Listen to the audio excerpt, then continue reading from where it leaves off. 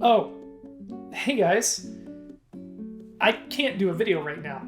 I've got a date with the waifu.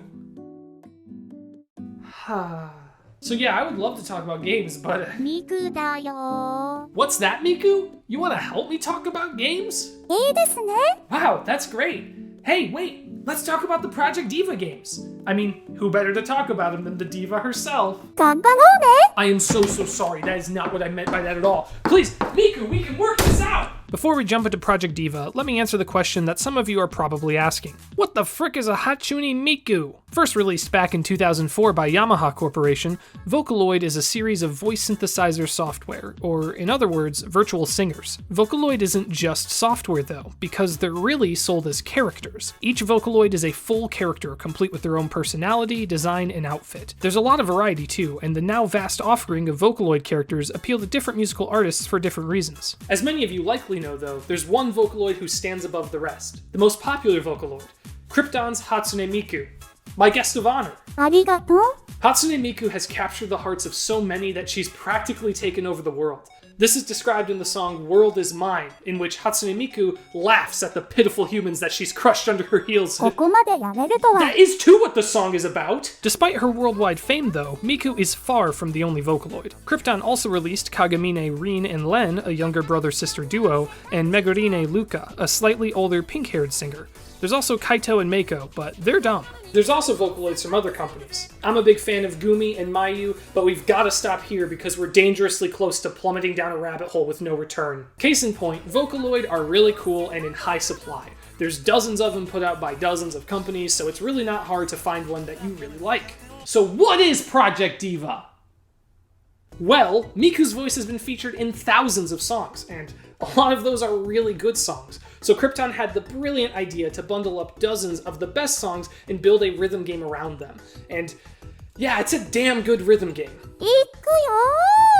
The first game in Project DIVA that I played was F Second for the PlayStation Vita. When I was a sophomore in high school, we lived pretty close to a GameStop that I frequented. As a Vita fan, the ever-shrinking Vita section was where I spent most of my time, and I was always looking for something new to try out. Project DIVA F Second sat on that GameStop shelf for so long, asking, pleading for me to buy it. I thought it looked interesting, but I knew nothing about Hatsune Miku. She was just that anime girl with the teal hair that I saw literally everywhere online. And even worse, buying it may make other people call me a weeb at school, and I couldn't have that. My popularity was at stake. いい気分だ. Wow. Hurtful and unnecessary. Needless to say, within a month I had gotten over it and given into the dark desires of buying a Miku game. And I'm glad that I did. Project DIVA is one of the most fun and addicting rhythm games I've ever played. Its premise is simple. Shapes will fly onto the screen and line up with their corresponding shape targets to the beat or melody of the song. Your goal is simply to hit that button when the shapes line up. X, circle, square, or triangle. If you're looking at some of this gameplay and thinking, that seems literally impossible, don't worry, the D-pad also works. So if there's a bunch of X's in a row, you can drum back and forth between the X button and down on the D-pad. There's also hold notes that need to be held, star notes which need to be scratched by either sliding the touchscreen or flicking on the stick, and filled in W arrow notes which require both directions to be hit at the same time, i.e. up and triangle at the same time for this upwards facing green arrow. That may seem like a lot, but all things considered, it's a pretty simple game. You just hit the shapes to the beat. When I first bought F Second, I could not put it down. I had grown up playing thousands of hours of other rhythm games, but it was primarily Guitar Hero and Rock Band, and those are pretty dang different. I had never played something so frantic as Project DIVA. That doesn't count. At first, the shapes coming in from every which way seemed stupid and awful. What is this game design? I cried. It seemed inconsistent. I mean, in Guitar Hero, all of the notes are on an unmoving track, so you more or less know what to expect. This just seems unplayable in comparison. Well, playing through the game on normal difficulty made me realize that the developers only ever put down note patterns that your eyes can easily and naturally follow. As a rule of thumb, you don't miss notes because of bullshit note placement. It happens, but pretty rarely. If anything, the note paths are often clever, and I think they keep things fun while encouraging you to actually observe the entire music video in the background, instead of just having to glue your eyes to one spot on the screen. While the gameplay was fun, it wasn't really what got me to fall in love with the series. As we all know, a rhythm game's music is what makes or breaks it, and I had never listened to Vocaloid before. I had no idea how I was going to feel about the tracklist. So, you tell me, Did I end up liking it? そうだな。 What is that supposed to mean? I'd be lying if I said I loved every song in the tracklist of F Second, but that's a good thing. You see, a lot of people talk about Vocaloid like it's a genre, but it's really not. While there's definitely an emphasis towards J-pop and J-rock across Vocaloid, the track lists of the Project DIVA games are still selected from dozens of different artists, so you have a natural spread of music to choose from. Of course, none of those songs are Drop Pop Candy, one of the best Vocaloid songs ever, but hey, they tried. The first song that really got me hooked was Akatsuki Arrival, an absolute banger duet between Miku and Luca that I had to come back to in between progressing through the game.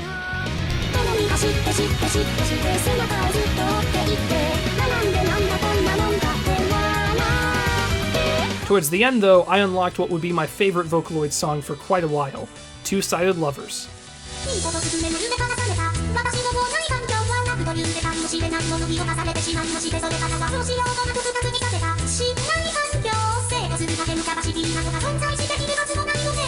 Yeah, this song fucking slaps. Project DIVA F Second was released on both the PlayStation Vita and the PlayStation 3, so it's not really the most available of the games, but it's one of my favorites in the series, and if you have the opportunity to, I highly recommend you check it out.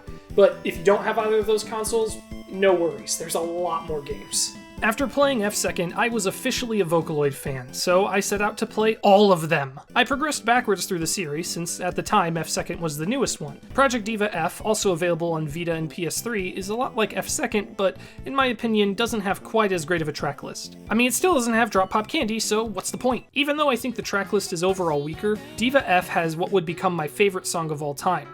No, I'm not joking. Torinoko City by 40MP, called Abandonment in DIVA F, is my favorite song, literally of all time. And it has been for like 6 years.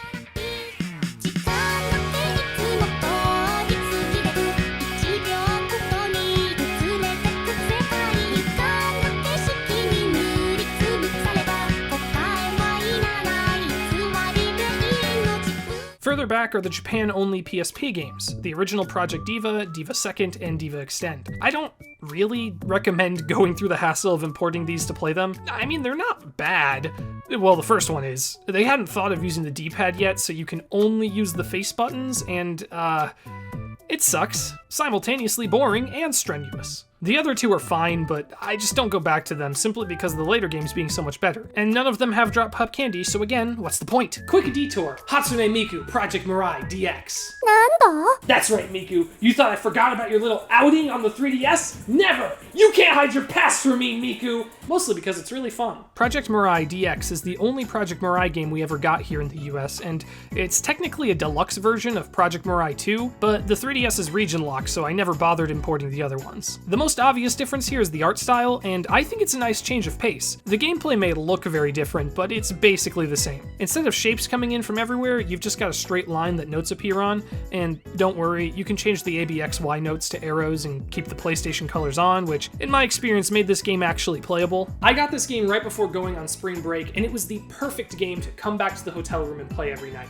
I associate the game a lot with springtime because of that, and there's so many good songs in this one. Ari Ferretta, Seikai, Seifuku, or whatever, 1/6 Out of the Gravity. There's so many more, but there's just so many good ones. And of course, this isn't just a Krypton game. They got Gumi in it too, and one of my favorite songs along with her, 1-2 Fan Club. Still doesn't have Drop Pop Candy though, so it sucks. Back to the main line. After F Second came Project DIVA X, a controversial entry. X has fewer songs, a huge grind to unlock all of the outfits, and a story mode. Okay, the story mode is strange, and the unlocking mechanics are ridiculous, but DIVA X has one of the best track lists of the entire series. The Lost Ones Weeping, Strangers, Love Song, Holy Lance Explosion Boy. Yes, that's the actual name of a song in this game, and it's awesome. Project DIVA X also introduces 5 brand new compilation remixes of several other songs, and for the most part, they're pretty damn good. DIVA X has been one of my favorites since it released, even if it dropped the ball in a couple of areas, solely because of how good the music is. After X released in August of 2016, it wasn't long before we got what was, and probably still is, the definitive Miku experience. Project DIVA Future Tone, a port of the arcade game of the same name. This game has over 200 songs in it. They're almost entirely from previous Project DIVA games, but like half of them are from the arcade games, making them new to everyone in the West anyways. Regardless, all of the songs got completely new note charts, giving plenty of incentive to replay your favorites. And it still gets DLC here and there. With all of the DLC, you're looking at more like 250 songs. Holy crap! And none of them are Drop Pop Candy? Come on! How hard is it for them to add this one song? What do you mean, calm down? Future Tone added some new mechanics, like slide notes that you hit with L1R1 or the sticks, and changed up some old mechanics, like how in lieu of the filled-in arrow targets, we now have combinations of any of the 4 symbols. These are impossible. In fact, that's part of why I think Future Tone has stayed around for so long. Not only is the track listing absolutely insane, but it's also ridiculously difficult. I've put like 50 hours into it so far and still have dozens of songs that I can't pass on Extreme. And I can pass every song on Extreme in all the other games. And all that's to say nothing of Extra Extreme, Jesus Christ. Seriously, the difficulty jump from the rest of the games to Future Tone is insane, but I do think this was welcomed by veterans. Easy and Normal are still there for those who are new, but if you're planning on taking on the hardest songs on Extreme, well, good luck. There's also Project DIVA Megamix for the Switch, but that's primarily just a port of Future Tone with half the content unless you want to pay an ass load for DLC. Hey, it's Editing Aaron here.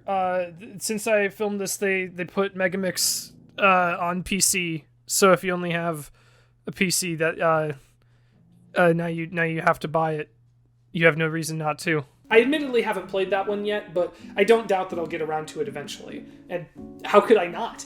Project DIVA is my favorite rhythm game series of all time, and I love all of the songs and artists that it's helped me discover. A friend of mine once asked me why I like Hatsune Miku so much, and it's hard to explain, because she's not just a standard anime character with a set story and personality. But that's a large part of it. Miku isn't rigid.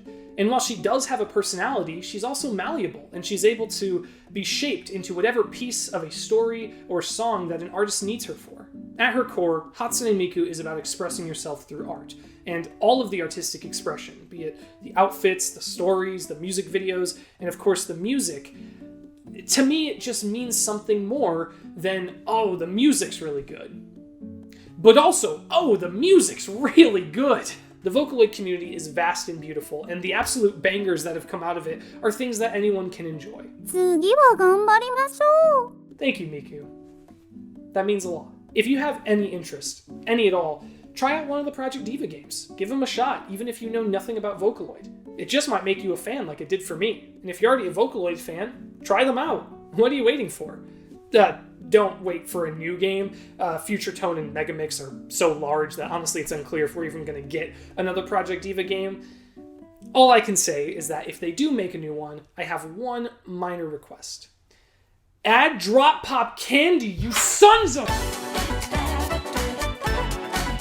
Thank you guys so much for watching all the way to the end. This is another video that I took way too long to actually finish, but I'm pretty happy with how it turned out, so I hope you enjoyed it. If you want to see more videos, please subscribe. It's kind of obvious, but people say you should say it, so I'm saying it. Leave a like, comment, all the who fucking cares. Have a good night.